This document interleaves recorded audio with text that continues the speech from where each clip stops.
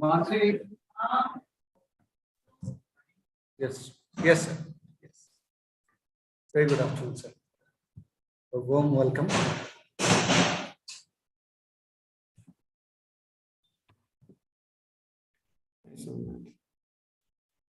Am I audible? Yes, sir. Yes. I'll just. You are not. Am I audible, sir? Yeah. You're audible, sir.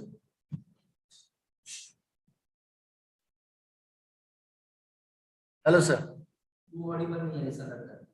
Am I audible, sir?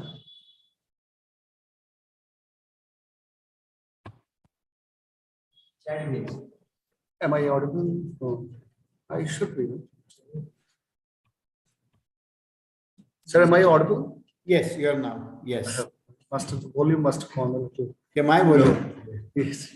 Yeah, thank you, sir. Sir. Yes, sir. So just give me a while to give us short introduction of yours. I welcome you all at this post-lunch session, obviously at our valedictory session. We just had a very intellectually stimulating session of presentation.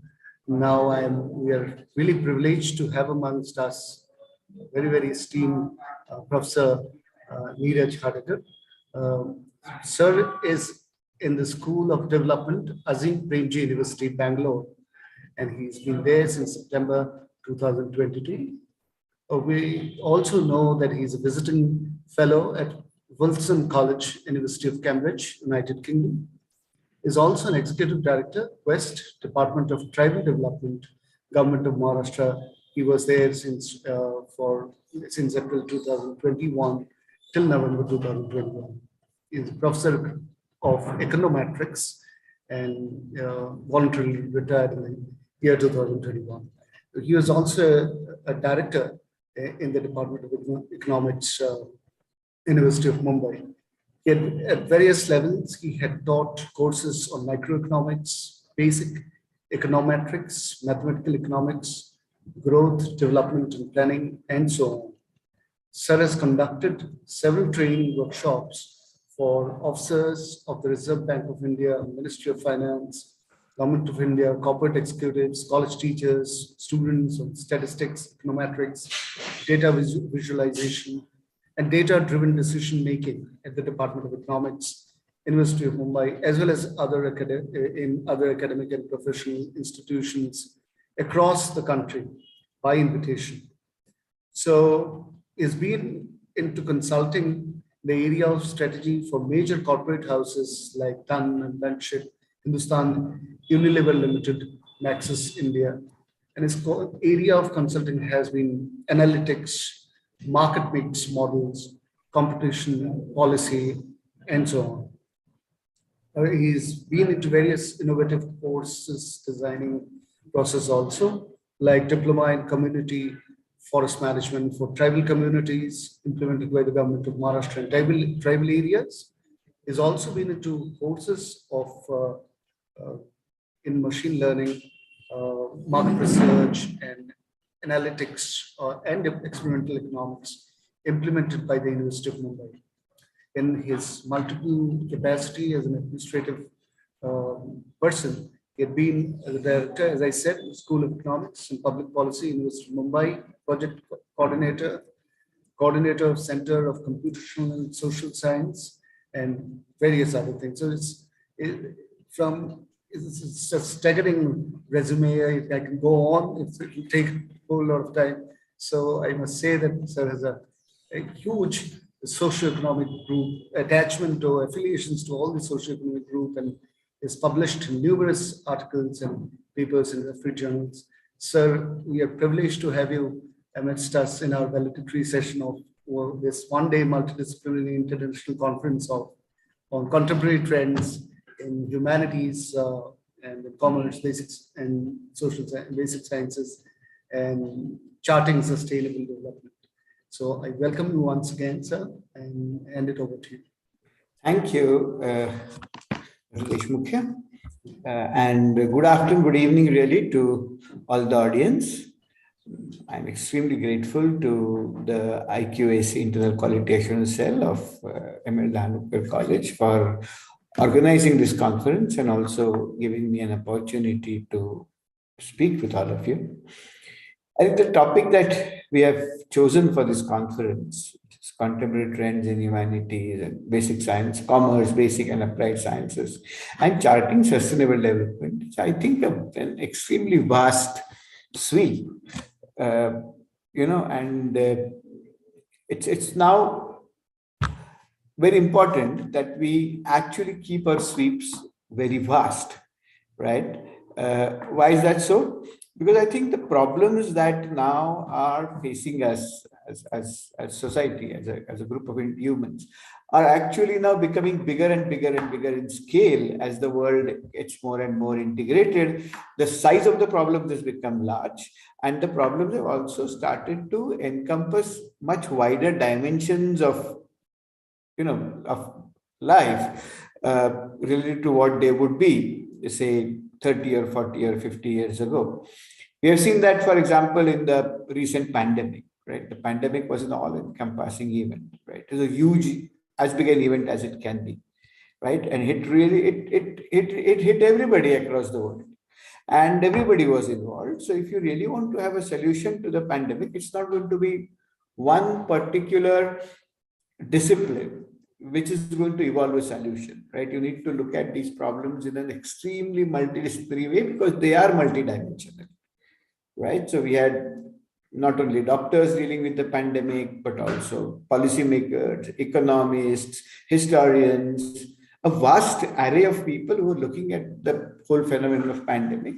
And we're still not finished looking at it. So we need to keep on looking at it. And as we'll notice that so many dimensions will emerge, which help us avoid these kind of situations later on or prepare us to kind of deal with these kind of situations as they might emerge in the future.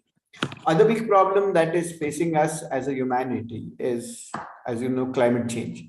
And climate change is happening everywhere in the world, right? So two things have happened, I think, which one must keep in mind. One is the kind of issues which face people, which face the world as a whole, as the world has become a village, right? So the problems which used to face a small village, used to be quite localized, now have the dimension which have become worldwide kind of a thing, and also become multidimensional.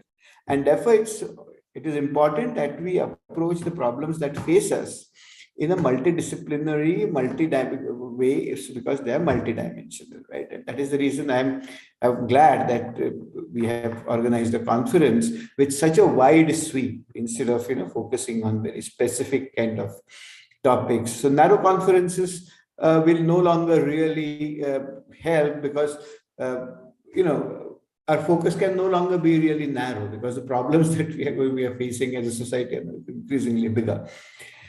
And now, having said that, I would like to kind of talk to you about something that I'm currently looking at.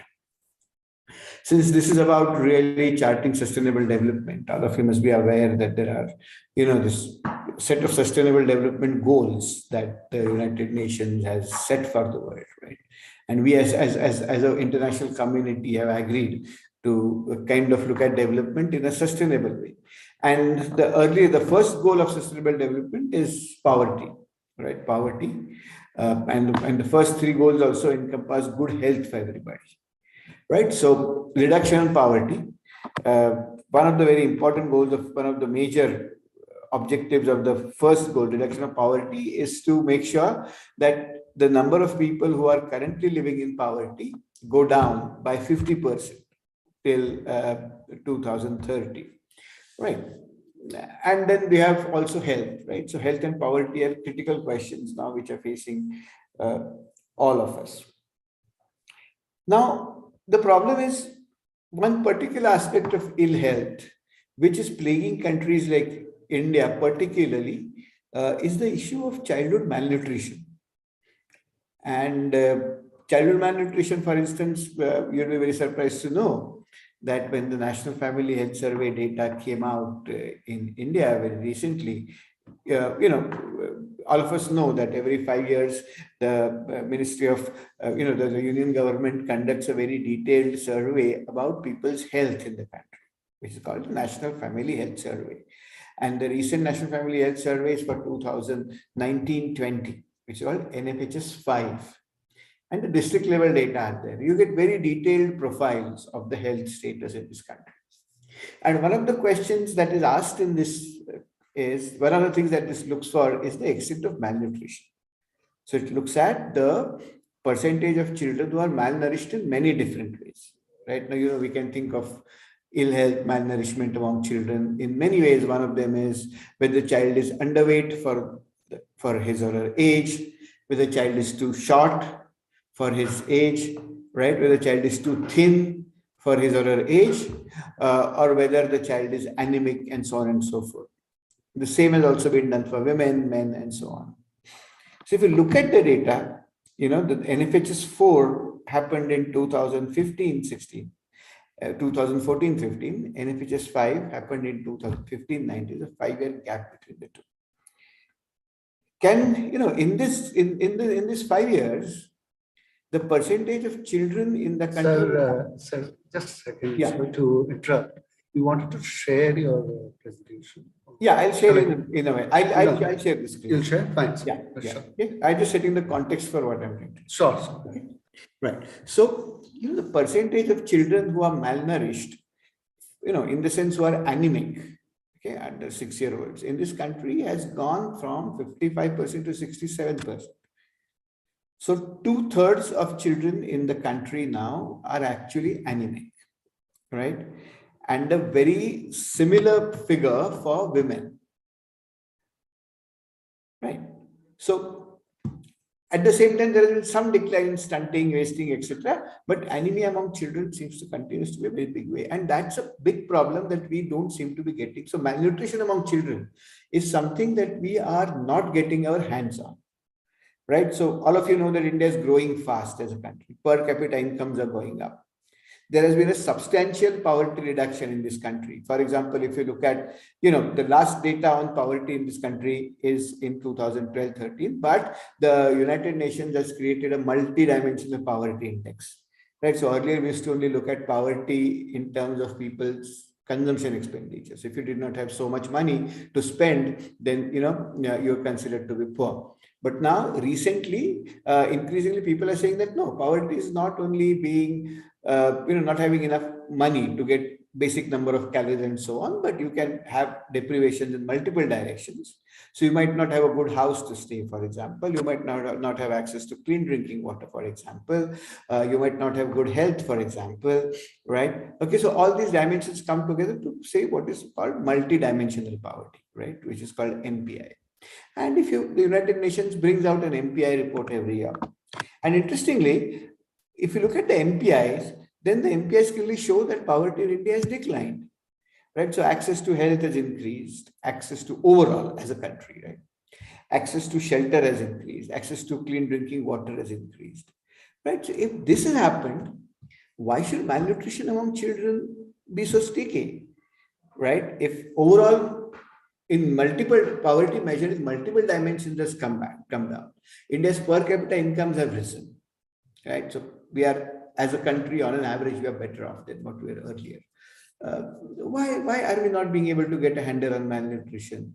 And unless you deal with malnutrition, you have long-term problems, because if you have a generation which is weak, which is unhealthy, right, then obviously there's a lot of research which shows that children who are anemic, for instance, or children who are malnourished are also more likely to drop out of school, right, and grow up as individuals who are less productive, less well educated, and therefore earn less. And therefore, again, so it is a kind of a vicious cycle, which so we must get, as a country, if we want to really go ahead, we must get a handle on malnutrition. So I've been thinking about this. Why, for example, do we see this? If we have overall improvement in the standards of living in the country, if overall multidimensional poverty index has been going down, if on an average incomes have been increasing in this country, why is malnutrition increasing? Right? And I think the answer lies in the following. So even when overall for the country as a whole, or for the state as a whole, if multidimensional poverty falls, it does not fall equally everywhere. Right? There are some pockets where poverty actually becomes more intense. In some pockets, it falls a lot more. So on an average, it seems to be falling, but there are large regions where poverty really does not fall, right? Where, for instance, the access to clean drinking water doesn't necessarily improve, access to health doesn't nearly improve. Okay, so it's because of, I think, what probably is happening is because of the high degree of inequality across region in the spaces in the process that we are observing. Probably is the key behind overall improvements in multidimensional overall reduction in poverty or overall increase in income not having a large enough impact, the expected impact on levels of poverty, right? For instance, if the average income in Mumbai goes up, but if it goes up in the middle class households, and if it doesn't go up really for the slum dwellers, then what's happening is you obviously have better, higher levels of income. You obviously also have reduction in multidimensional poverty, but there might be pockets where we really did this process, incomes are not increased, right? So it's really inequality. Yeah, and I would like to look at inequality. So let's examine this hypothesis, right? So I'm going to look at our own state, Maharashtra, right? I'm going to look at access to various regions various regions in Maharashtra have to different kinds of public amenities which are associated with access to clean drinking water, access to electricity, access to public distribution system, right? So I'm sharing my screen with you, right? So let me kind of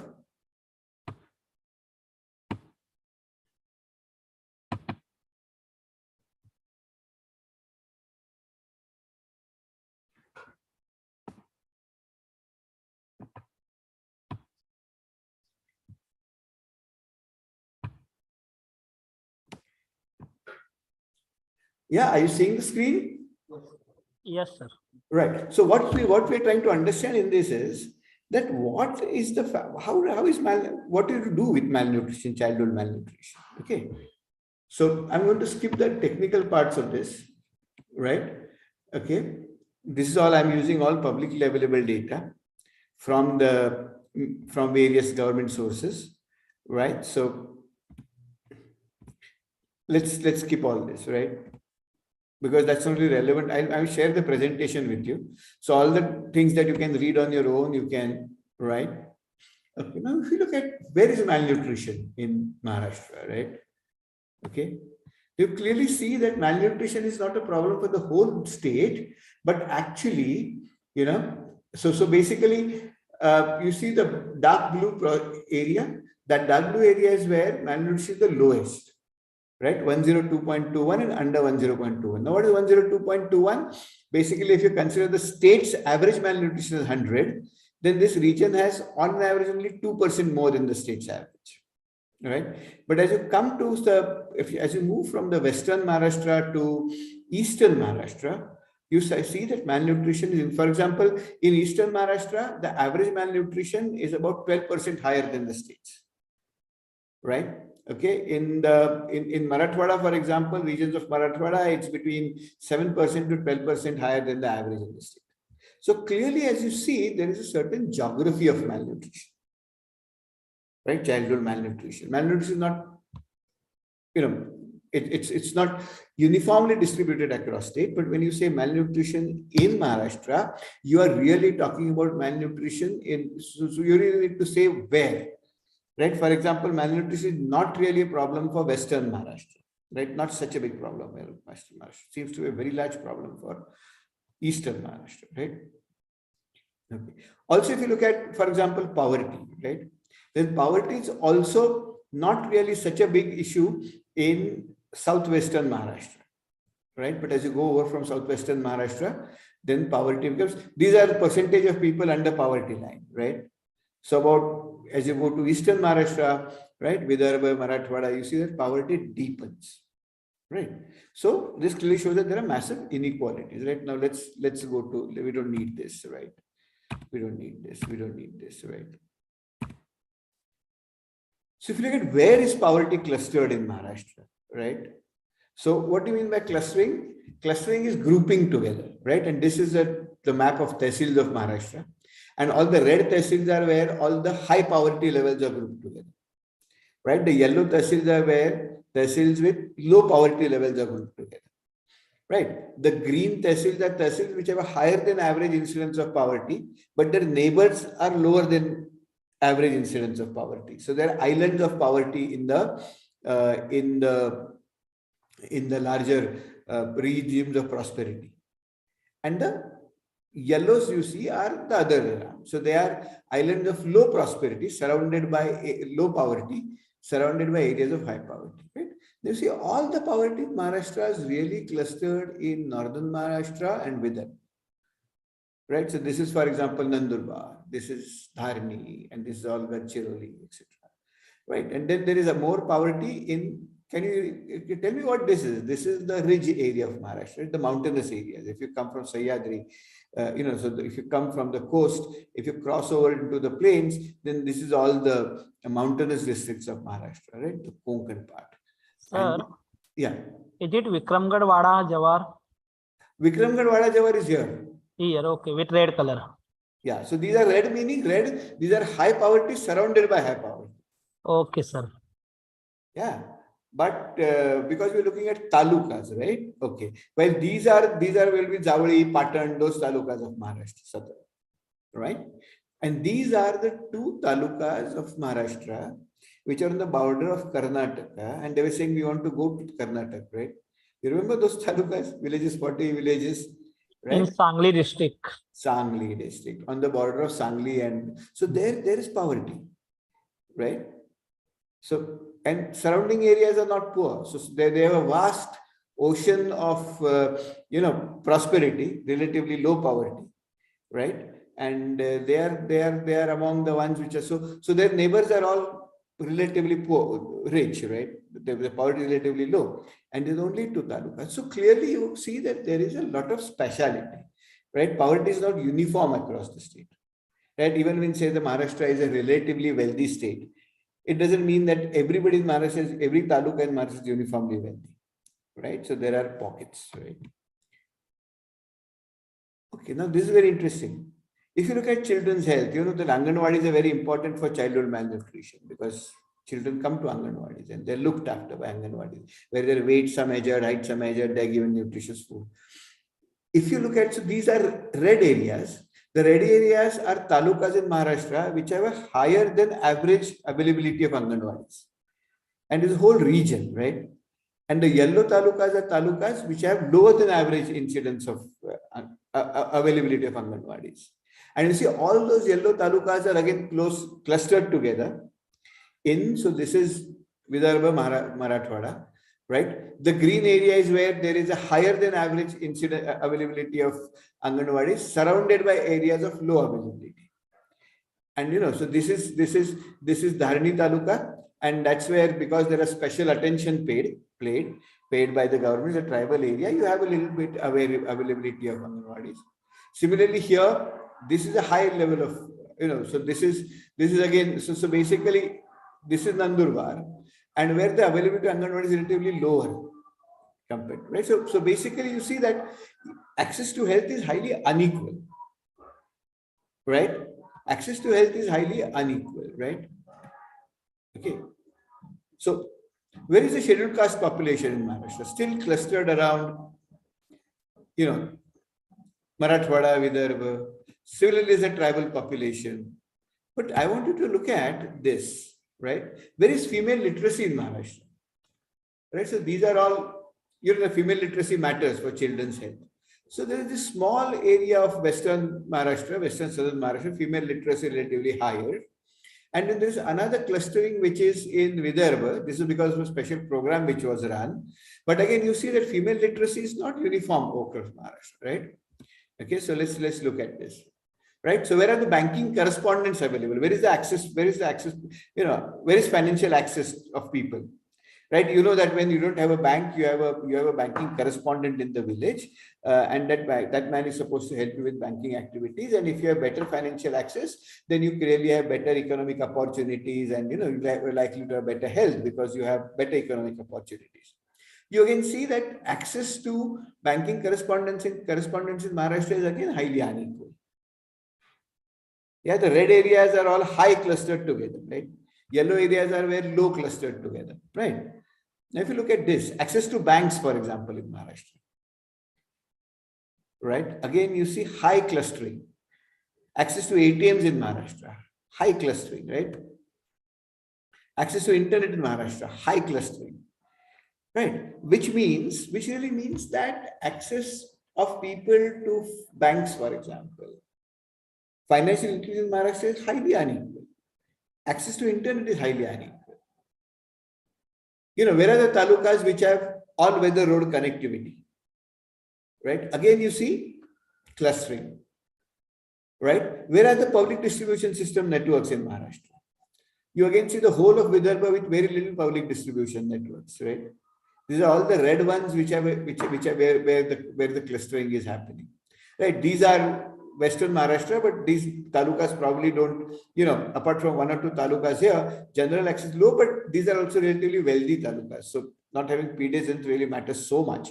But this is again here they are clustered. But what about Eastern Maharashtra, right? Kacha homes. You see, where are people living in Kacha homes in Maharashtra? The red part is all higher than average. Yellow part is higher. So these are all where Maharashtrians are living in huts, right? Again, you see Vidarbha, the tribal belts, Marathwada, etc. Right? Whereas homes in Western Maharashtra seem to be pakka homes. Access to electricity, you see a clear division again. Yeah. Access to healthcare, highly unequal, right? Where is the tap drinking water? Access to tap drinking water. Again, a whole lot of Vidarbha, Gadchiroli, Bhamragad. Okay, again, you see high access in only really southwestern Maharashtra and some parts of northern Maharashtra. But otherwise, you have a problem, right? Where is the access to primary schools? Primary schools are not available everywhere in Maharashtra in the same way, right? Okay, especially Eastern Maharashtra, access to primary schools is much lower than the average as a group, right? Whereas agricultural employment, where are people working as farmers, right? You again see Marathwada and Vidarbha, right? Everywhere else, employment seems to be non-agricultural. So people are working in manufacturing, companies, services, etc. Right? This is the Wardha, Nagpur kind of a belt, where again access to agriculture, people seem to be having non-agricultural jobs, but everywhere else there is high clustering of agricultural jobs. So Maharashtra, a lot of Maharashtra is really rural, agricultural, right? Okay. Post offices, even post offices are not there across the country, across the state, right? This clustering of post offices also. We think of post office and the postman being the most ubiquitous, coming to everywhere in this, but that doesn't seem to be true. If I have a cat, if I have a goat, if I have chickens, if I want to take them to a doctor, does it again? You see where is the access, right? Highly unequal again, right? Where is Narega happening? Narega is happening again in the tribal areas of Maharashtra. That's because there are no jobs there, right? But Narega is not happening in a lot of Western Maharashtra, etc., etc. Yeah. So what we now find here is a lot of inequality in access, right, to healthcare. And my feeling is that this highly unequal access to healthcare is what is really the driver behind our inability to deal with ill health, especially among children, malnutrition, etc., etc. So how does one deal with this? The question that we are trying to ask, and I'm going to finish this in next week, so you don't need to worry about the technicalities. The question that we were asking is, how does access to public infrastructure like clean drinking water, electricity, roads, schools, healthcare, how does it affect malnutrition, right? And the key realization was that the same variable doesn't affect malnutrition everywhere across Maharashtra in the same way. For example, in certain parts of Maharashtra, you might have, access to clean drinking water might be more important than access to electricity in improving incomes and health. In some other parts of Maharashtra, say access to female literacy, mother's literacy might be more important, because you see the way various variables affect malnutrition is very context specific, right? It's very context dependent. Yes, so we can't have a set way of saying, okay, malnutrition is the Y variable and these are all the X variables which affect malnutrition, because we don't really know how. Right. So how do you deal with it? Then that's where techniques from computer science and techniques from essentially machine learning become important for us, because machine learning allows us to learn a lot from the data. Right. So what we said, okay, because we don't have an a priori knowledge, we don't have an a priori understanding of what affects malnutrition. Let's take all the variables that we have, all the data that we have on schools, on access to schools, access to financial inclusion, literacy, Narega, poverty, and then let the data tell us what matters, right? And the data also tell us whether these impacts differ across the state, right? So that variables work differently in various parts of the state, right? So we know what combinations to work where, right? So that's what we call the geographically weighted regression. And I'm not again going into technicalities, right? So basically what we do is we don't need to look at all this. So what we did was we basically got the computer to identify for us what are the various variables that affect malnutrition, right? And the computer then, working a lot, told us that, okay, look, this is a set of 15 or 20 variables which affects malnutrition across the state as it seems to be from the data. And then what we figured out was that there are actually different ways in these different variables affect malnutrition. For example, access to post office has a negative impact on malnutrition.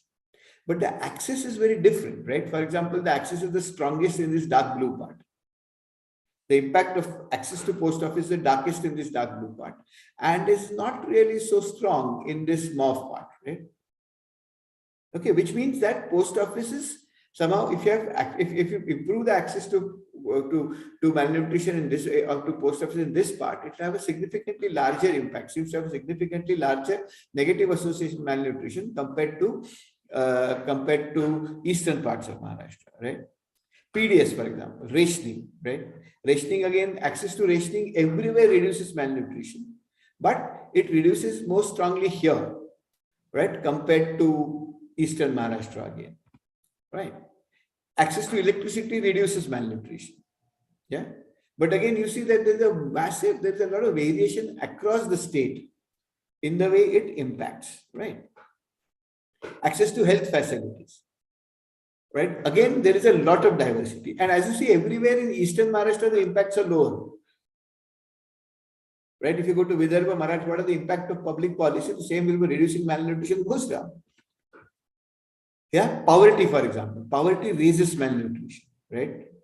So if you're more poor, and the impact is probably strongest in the poorest part, right? So the poorer you are, stronger the impact probably, right? Access to tap drinking water. You see, if you have access to clean drinking water, then children fall ill less often, and there is less diarrhea, less vomiting, and therefore less malnutrition. And you can see that the impact is very varied, right? So, for example, in this remote Gadchiroli, Bhamragad, etc., all those areas, there is not much of an impact of clean drinking water. Here, Jawar, Mokhada, etc., not much. But everywhere else, so if women are educated, everywhere it reduces malnutrition, but it reduces in different ways in different regions. Yeah, if you have access to roads, in some parts, interestingly, it reduces malnutrition, some parts actually increases malnutrition. Right? Because all kinds of things happen. No, like for example, in the village where I come from, when we got connected with road, markets came in. And a lot of things which were not sold in the village have now started being sold in the village. So we have pizza bases, for example, right, which are regularly available now in the regular shops, and people buy them. Or kids' breakfasts have gone from bakri to biscuits. Right? Kids are now eating because mothers are now working. When the roads come, mothers get things. Mothers can take things to the market, so they have less time. So mothers then say, okay, now I'll not make bakri. I've got 2 glucose biscuits. I have tea and biscuits. So you have all kinds of results, right? So, for example, if you're working in agriculture, it reduces malnutrition, right? Okay, because maybe families are rural. So again, these are, we don't understand how this is working, but we need to kind of look at it. If you have access to ATM, for example, reduces malnutrition, right?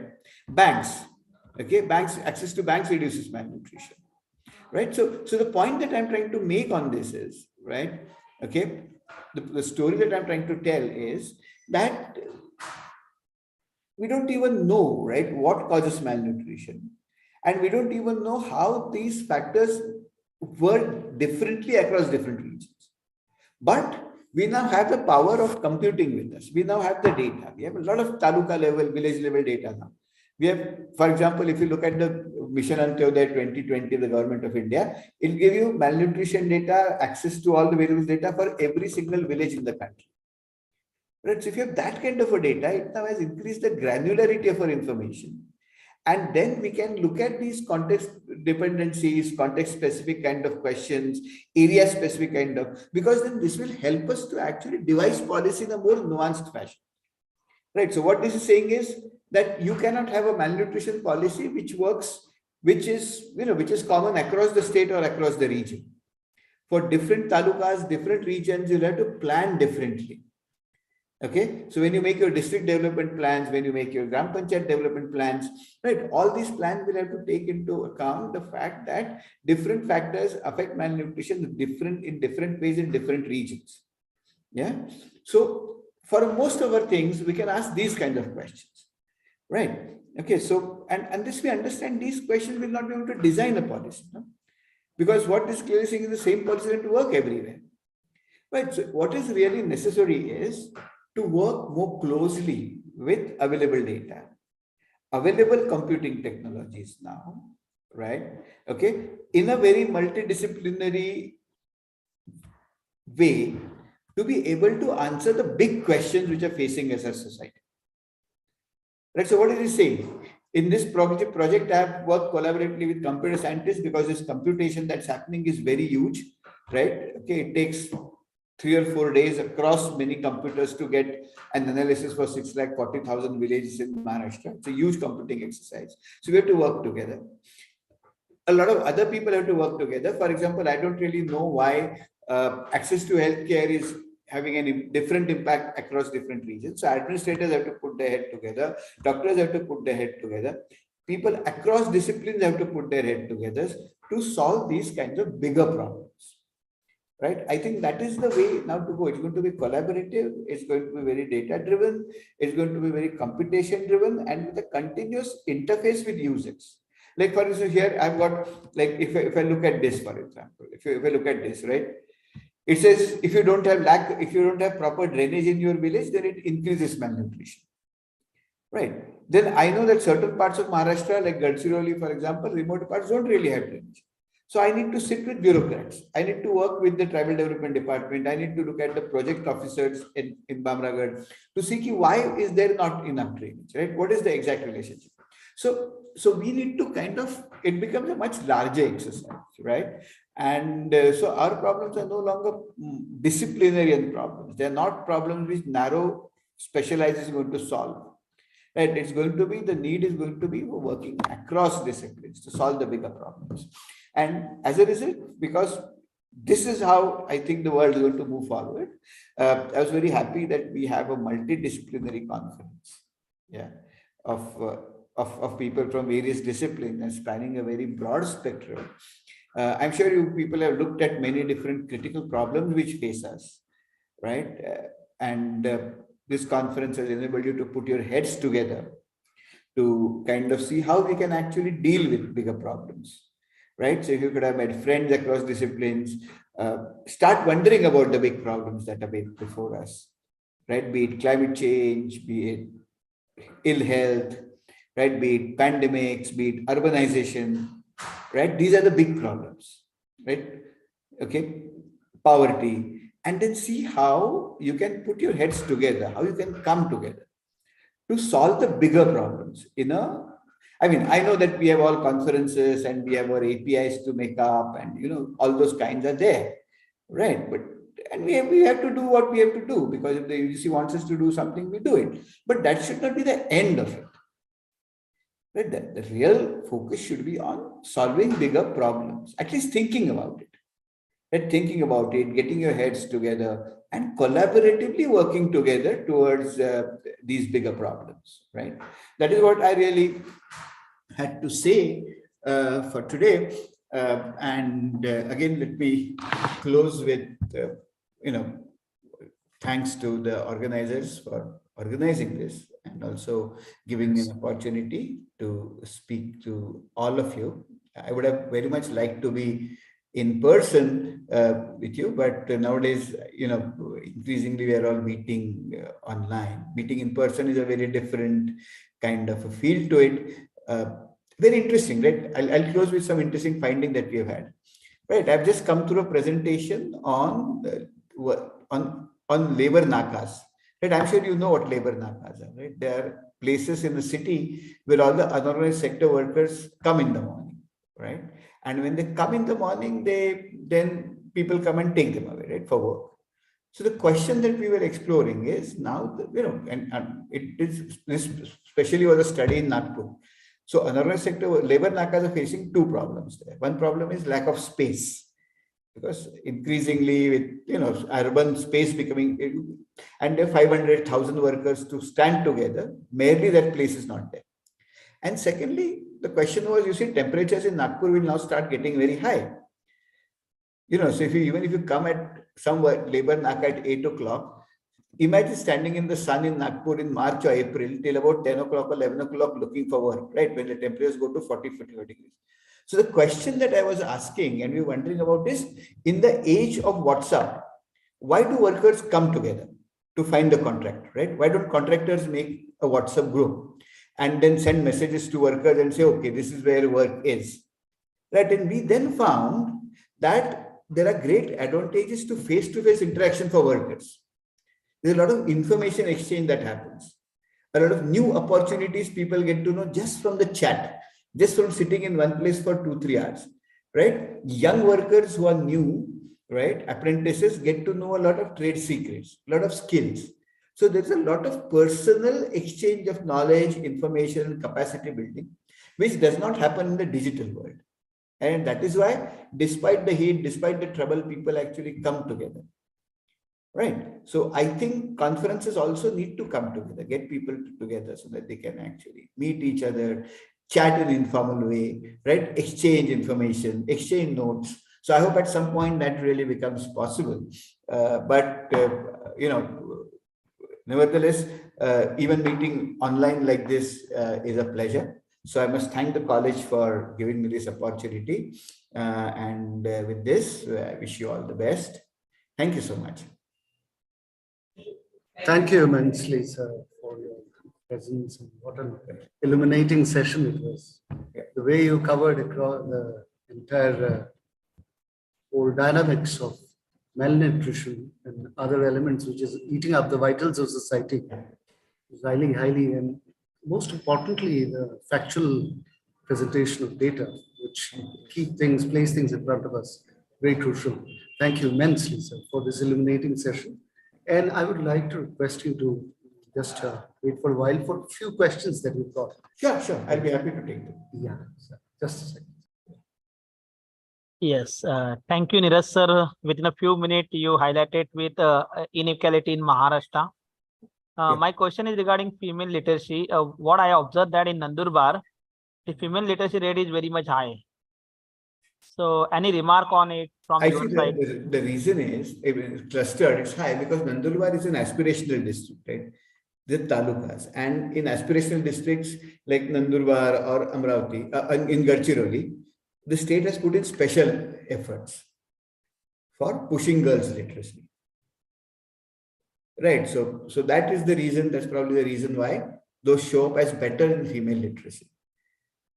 Okay, sir. Thank you. Thank you very much, sir. Sir, one question was there that while you were showing this data, I found that nothing is affecting the Vidarbh side. Means malnutrition is not getting removed. Means lots of things are there, but the effect is not there on that. That's right. So, that has to do with political economic considerations, right? Okay. For instance, if you have a female sarpanch in, say, a part of Western Maharashtra, then that female sarpanch is likely to be much more empowered, right? Whereas if you probably have a female sarpanch of a Gram Panchayat in, say, Wardha district, right? She is more likely to be there because actually the constituency is reserved for women, but actually the driving force is the males, right? It's really the local, her in-laws or her husband is really the politician. right? So why public amenities don't get used so effectively, right? And why they have less. For instance, if there is tap drinking water, right? If there is a public healthcare center and the public healthcare center, say PHC, but there is nobody in the PHC, right? Doctors don't turn up, right? Then people in Western Maharashtra are likely to be much more. It can't happen in Satara district, right? There'll be complaints. You'll go to the local Jilla Parishad, you'll go to the Panchayat Samiti, make complaints, right? Because politics is much more competitive, right? Whereas that is not the case in other parts of Maharashtra. So that kind of political awareness, which comes from history, which comes from social reform movements, a lot of other things, that is what is really, citizens' engagement is a very critical part of this. Yeah.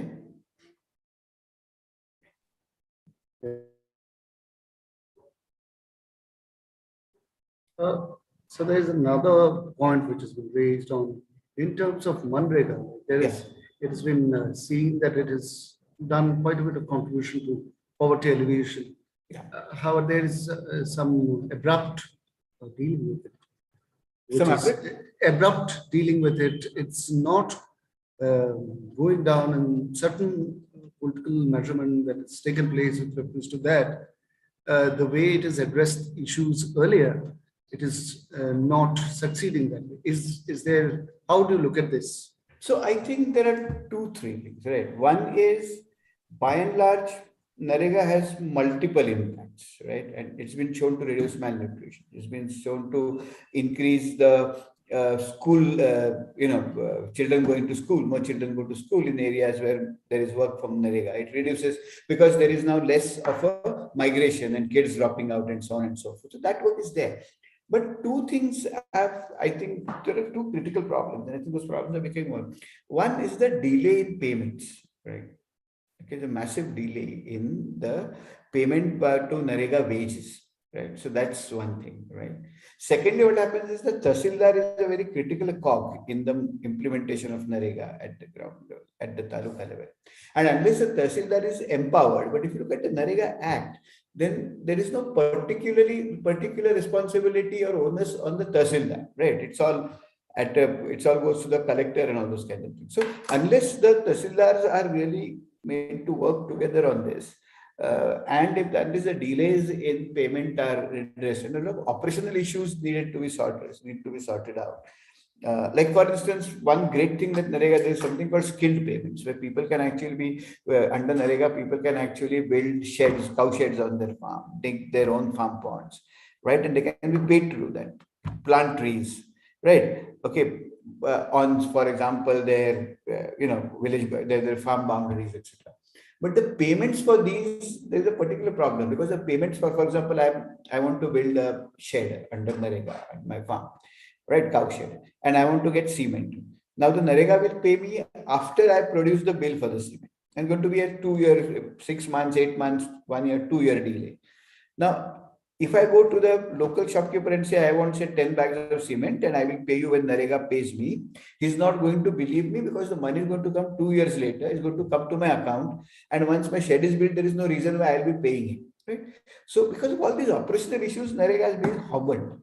But if these can be really sorted out, right, I think Narega can be really powerful in not only in addressing issues of poverty, rural unemployment, and so on. Yes. Yeah. Yeah. Yes, sir. And I guess this would be the last question of the entire program, is that we know your contribution to the area of unorganized laborers and stuff. So, but like recently during COVID-19 pandemic, we have seen the troubles and tribulations that they have gone through. But do you see that we have learned something? Because there were records of, we did not have any record. We almost left in the lurch. Now things are improving. Have we learned anything? I don't think so, because you see, there are two things, right? One is when you have pandemics like COVID, right? and these are essentially viral, essentially infectious kind of diseases. So they have the largest, they take the largest toll on where people are living in very crowded settlements, right? So if you look, for example, in Mumbai, the first waves of COVID were actually in the poorer parts of it, right? Where people are actually living in slum areas of Mumbai, where people are actually living in very close proximity, right? Areas like Dharavi, for instance, because you can't, for example, if you have to use a public toilet, there are 4 people using a public toilet, right? Even if you can't simply isolate yourself, right? Okay, just on the way outside till the hutment, you're going to meet 400 people, right? So basically, why is that happening? Because our housing policies for our cities are all gone haywire, right? For example, if I have to buy a 400 square feet house in Mumbai, right? Okay, then that works out to be about 15, 16 years of my salary completely. Right. So at least, so the prices, the market structure for the market for real estate is so haywire now. While at the same time, the cities are growing because services are driving urban growth. So you have people migrating to cities. House prices are really out of the roof. So then they settle in unorganized settlements. Unorganized settlements have very little infrastructure facilities, right? Okay, and because they work in service sector, their lives are very precarious. So they don't have, for example, medical care. They don't have health insurance. They don't have medical leave, right? They can't, if they don't go for work for 2 days, their salaries get cut. So the whole existence becomes very precarious. And that existence becomes very precarious, we see these very human tragedies, right? I mean, I was shocked. Imagine somebody being so desperate that they want to walk from Mumbai to some village in the UP with wife, 2 children, with the luggage on their heads. I mean, somebody has to be really desperate to really want to even try that, right? Okay, so I think what we really need is better amenities, better housing, we need to relook at our housing markets, our land markets. We need to kind of create, because we know 90% of employment in the informal sector, we need to kind of create better social security nets for the informal sector, and which unfortunately we have not been able to do. And we are now pushing for the MS micro enterprises, etc. And if fortunately, if micro enterprises start to do well in the long run and they become so well that they can do good things for their workers, but that is more hope than reality, right? So this is what I have to say on this.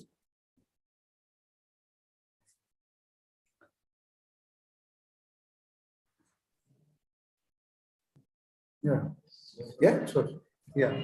So that to some of that doesn't matter, sir. Sure. If we go on, it's really highly, highly illuminating listening to you. And I'll just take this forward.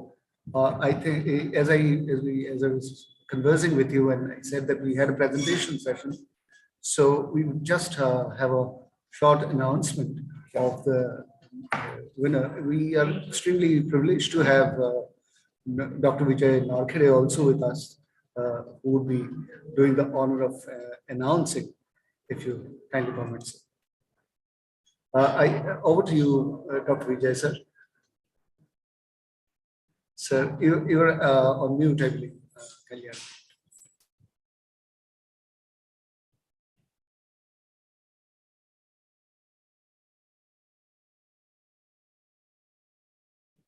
Sir, unmute, please. Good afternoon, sir. Yes. Good afternoon, Natekar, sir. The participants were divided in 3 tracks, track 1, track 2, and track 3. I chaired the session pertaining to track 2. So, all the presentations were very good, sir. A brief, clear introduction, literature review, hypothesis development, research design, questionnaire preparation, analysis, statistical analysis, discussion, conclusion made by the participants was very good, very nice. It was very difficult to judge which is the best presentation, sir. But even then, we have decided the winners. We have decided the best presentations. As far as track 1 is concerned, the best presentation is Dr. Poonam Nathani. Her topic was legal provisions regulating artificial intelligence. Best presentation by Dr. Poonam Nathani. Second track, track number 2, best presentation is Dr. Saifa Mazgaonkar. Her topic was a study on financial literacy among students in Mumbai and its suburban region. Track 3, the best presentation is Dr. Deepa Rao. Her topic was exploring the role of language and literature in the road to India's sustainable development. So these are the winners from each track.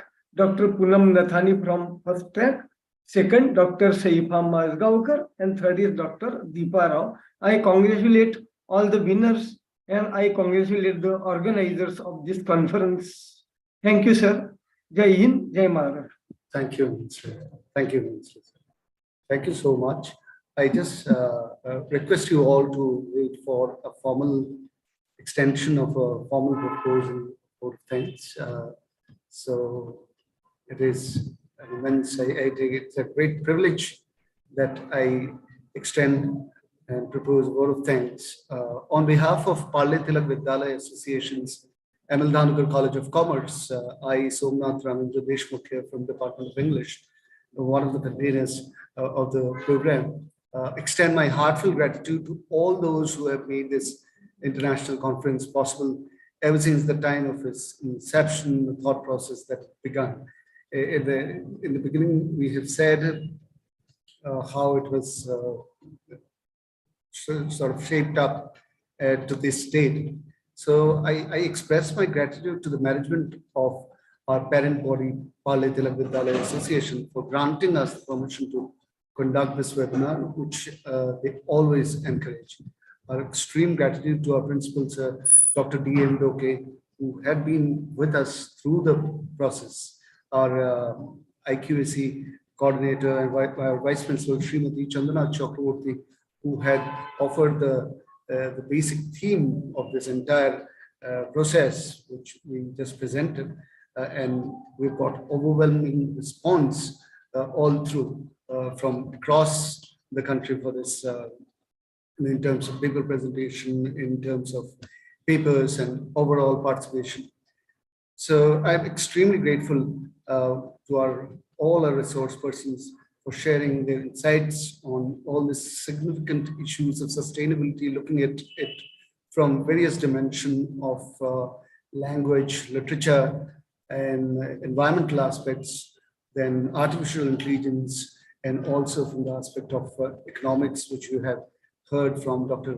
Neeraj Hatkar's reflections just now, which he delivered. So talking about the morning lecture, we had a wonderful lecture by Dr. Peter Shulman with Jules Verne, and they're followed by Dr. Drupadi Chakravarty's graphic novels, and the first session ended with a session on artificial intelligence and how it would impact the sustainable development by Mr. Sai Prasad. Post-lunch session was on the presentations, and we are grateful that we have Dr. Vijay Narkere with us, who was there to, for the valedictory session also, and the other resource persons who had been there. Sanjukta Sattar, Madam from Department of Geography, and also Dr. Smita Karvaman, who had been the chairpersons of all three sessions. At the valedictory session, we've just heard Professor Neeraj Khatikar, who had taken us through a very, very significant aspect of life, living, and existence. It's primarily, it is what encapsulates our living and encapsulates our existence, like the whole aspects of malnutrition among children, deprivation in multiple dimensional manner, and importantly raised a question that in various factors we see that access is increased. Yet, why do we see this inequality? So it has been obviously seen that there is a great degree of regional inequality, which is there as a prime reason. So he, in the process of his deliberation, very, very significantly offered some degree of solution that probably which we try to get on with when we bring about some degree of regional balance, which was ultimately the crux of his lecture, beautifully demonstrated through multiple cartographic elements and statistical analysis and graphical representation. Thank you so much, Dr. M.L.Dahanukar, for this highly illuminating lecture on your valedictory address. So, and I also thank Mr. Archana Talakar, madam, for her tremendous technical supports, convener, Mr.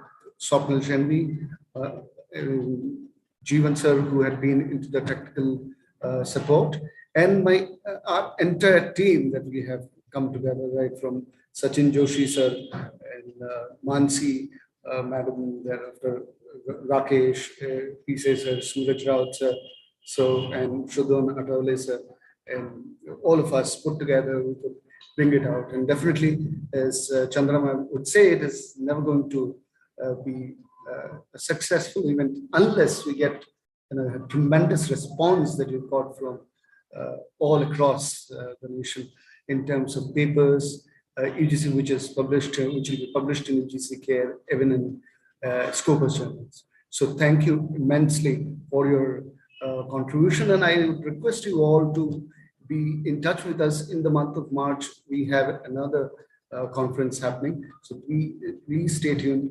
and keep extending your support to the events that we organize. Thank you, everyone, and I now request everybody to rise in honor of national anthem, which will be played. Thank you so much, and it will be declared over after.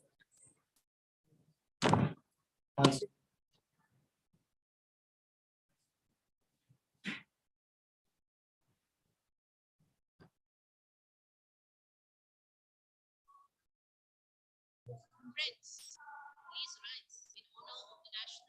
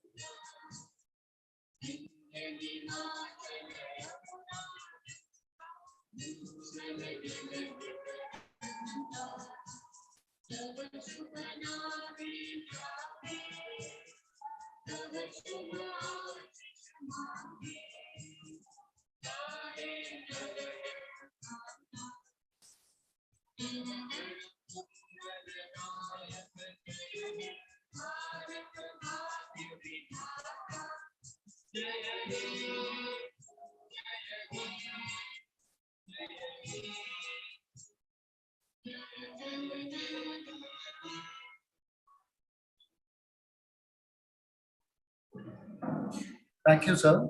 Thank you immensely. And here we declare. Thank you, sir. Thank you, Neeraj sir. Thank you, Vijay sir. And we declare that the program has come to an end. Thank you.